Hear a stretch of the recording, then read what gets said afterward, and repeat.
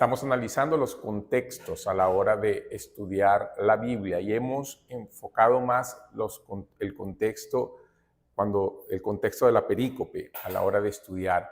Pero vamos ahora a otros contextos. Vamos a pensar en el contexto histórico a la hora de estudiar la Biblia. Es importante conocer la historia bíblica para interpretar el texto.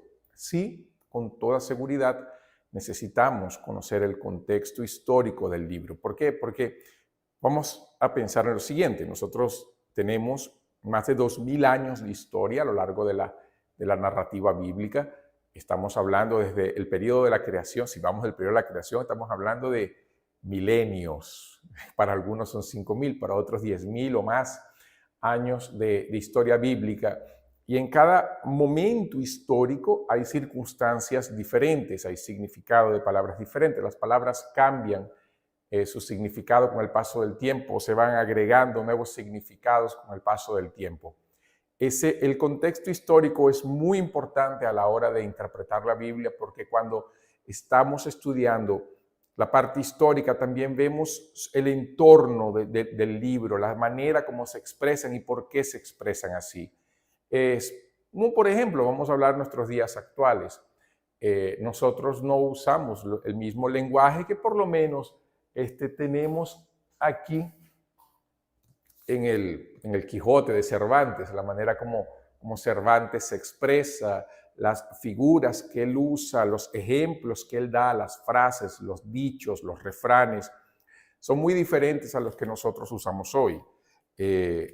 Claro que siendo nuestro idioma, el idioma español, el idioma castellano, lógico que tenemos cosas en común, pero vemos cómo las palabras van cambiando.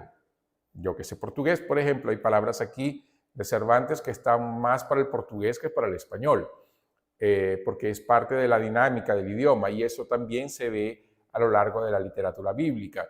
Nosotros vemos, por otro lado, el uso, los diversos gobiernos, las diversas maneras de ver, la llegada de otros pueblos a la nación de Israel y cómo eso va afectando también la interpretación.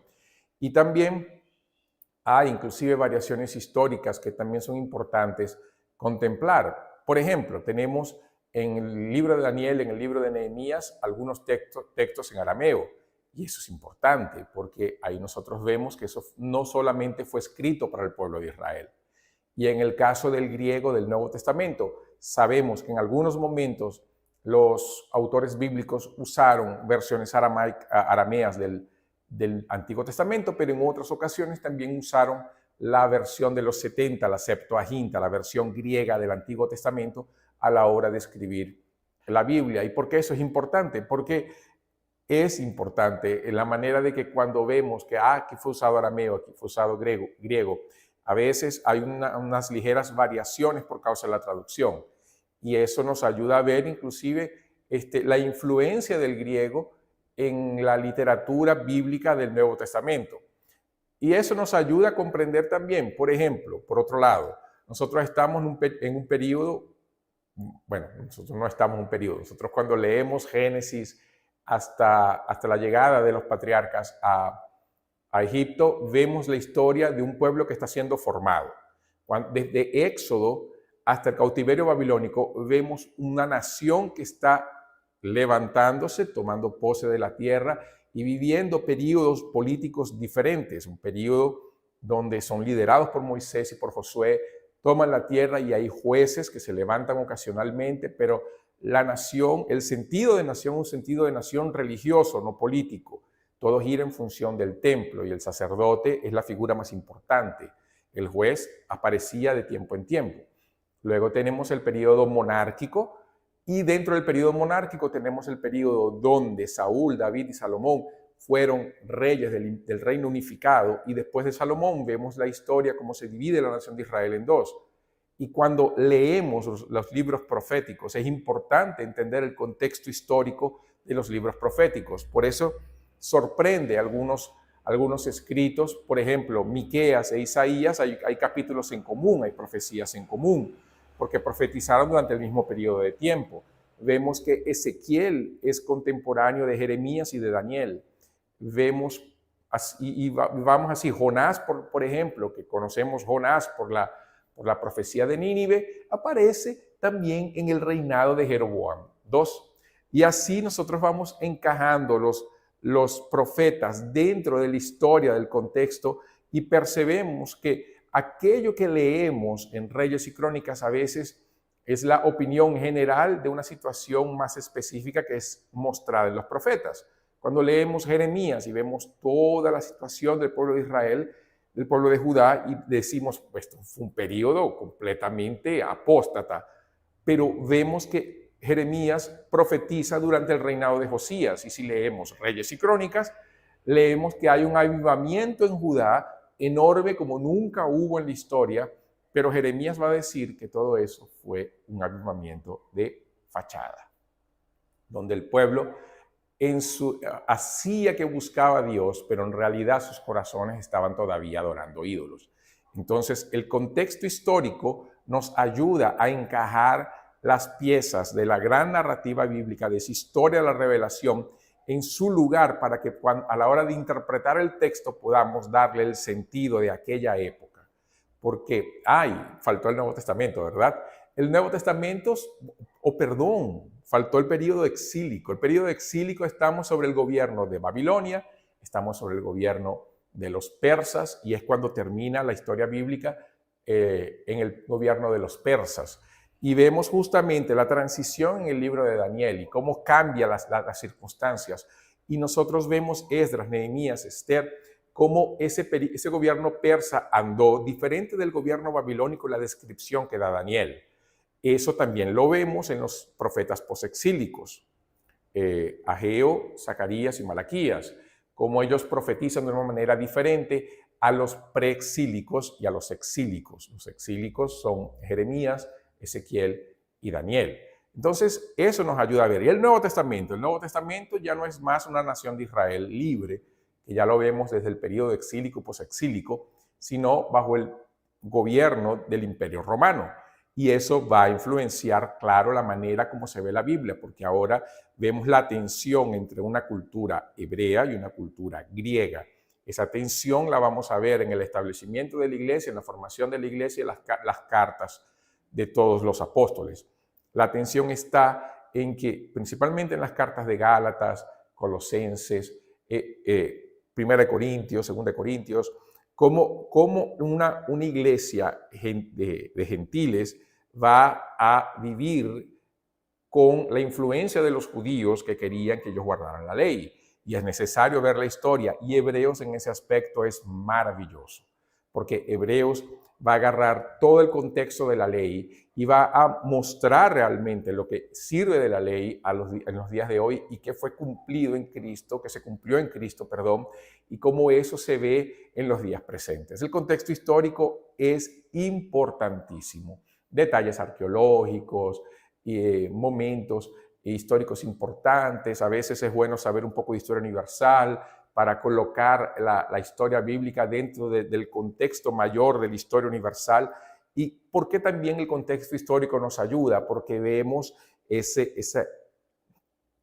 hilo conductor divino que va andando a lo largo de la historia de la humanidad, no solo en la historia de Israel, no solo en la historia del pueblo judío, sino a lo largo de las historias de los imperios, del crecimiento de los imperios, del establecimiento de los imperios, la decadencia de los imperios, cómo el mundo como un todo, él funciona, y lo podemos ver si vemos la historia universal como un todo. El mundo funciona como un engranaje que va moviendo, van dando las piezas, se van juntando las cosas para que al final nosotros podamos ver cómo Dios cumplió su palabra con la llegada de Jesús y cómo cumple su palabra hasta el día de hoy, preparando el camino para el regreso del Mesías. Cuando tenemos una perspectiva histórica de la Biblia, podemos ver el tiempo presente y decir, Dios continúa obrando en el tiempo presente, Dios continúa trabajando en medio de las naciones impías, Dios continúa mostrando su gloria, Dios continúa preparando el camino para la llegada del Señor. Y eso, cuando estudiamos la Biblia, es muy importante. Yo voy a dar algunos ejemplos más específicos en el próximo video, pero entienda, es importante estudiar el contexto histórico de la Biblia para evitar, y con esto termino, para evitar que agarremos contextos históricos diferentes a los nuestros, pero que a la hora de estudiar la Biblia le coloquemos nuestro contexto histórico y eso va a afectar la interpretación bíblica. El único ejemplo que voy a dar es Hechos 1:8, cuando Jesús dice que recibiréis poder cuando venga sobre ustedes el Espíritu Santo. La palabra poder ahí es dunamis. La palabra dunamis fue usada por Nobel para colocar la palabra dinamita, porque dunamis tiene que ver con aquello que es un poder que explota, un poder que sale, un poder que empuja. Y claro, Nobel vio el efecto de la dinamita y dijo, wow, esto aquí explota y tiene una onda expansiva muy fuerte, esto es un poder que sale, entonces vamos a llamarlo dinamita por causa del griego dunamis. ¿Cuál es el problema? El problema es que la dinamita fue un invento del siglo XIX y Jesús habló en el siglo I. Y hay personas que para interpretar dunamis usan la dinamita como la interpretación del texto, así como la dinamita, entonces el dunamis eso es riesgoso, es peligroso, yo por lo menos no lo recomiendo. ¿Por qué? Porque si yo interpreto dunamis por causa de la dinamita, yo estoy colocando el momento histórico más cercano para interpretar el momento histórico más antiguo. Eso bíblicamente no se hace. Yo interpreto dunamis de acuerdo al contexto del momento que Jesús habló. Yo puedo hasta usar la dinamita diciendo, por causa de esto es que Nobel colocó el nombre dinamita, pero yo no voy a interpretar dunamis usando la dinamita como ejemplo. Yo espero que eso quede muy claro, porque es muy importante a la hora de interpretar el texto, interpretar de la manera en que ellos lo entendían.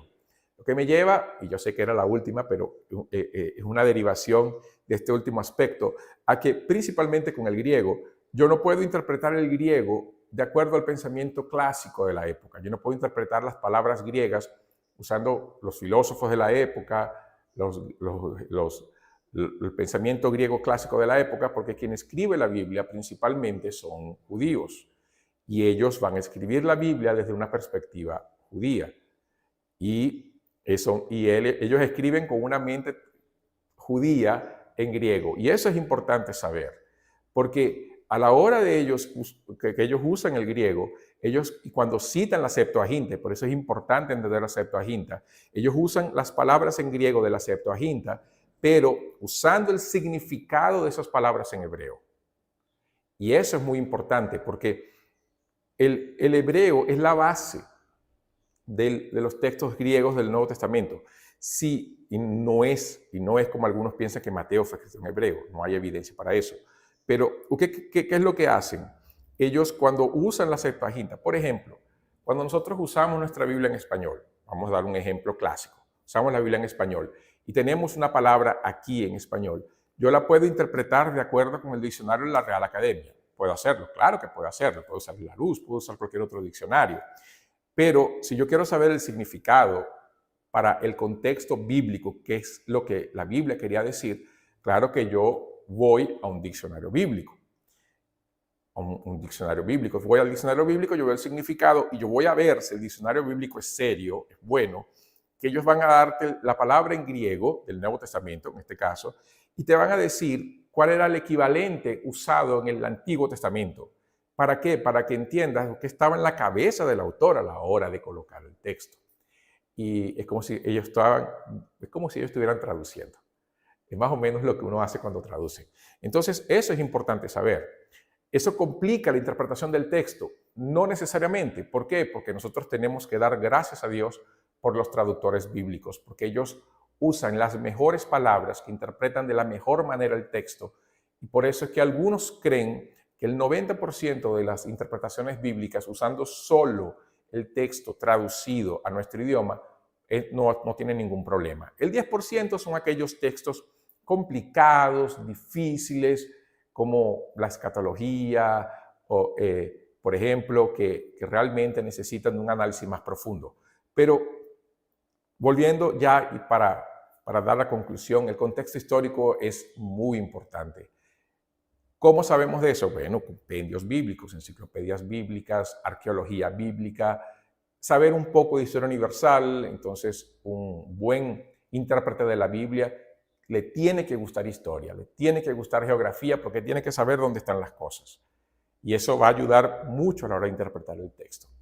Ejemplo, tengo un ejemplo muy bueno de contexto histórico, pero será en el próximo video. Hasta entonces, que Dios te bendiga y acompáñanos aquí por YouTube y también por las plataformas de podcast de Deezer, iBook y Spotify. Hasta entonces.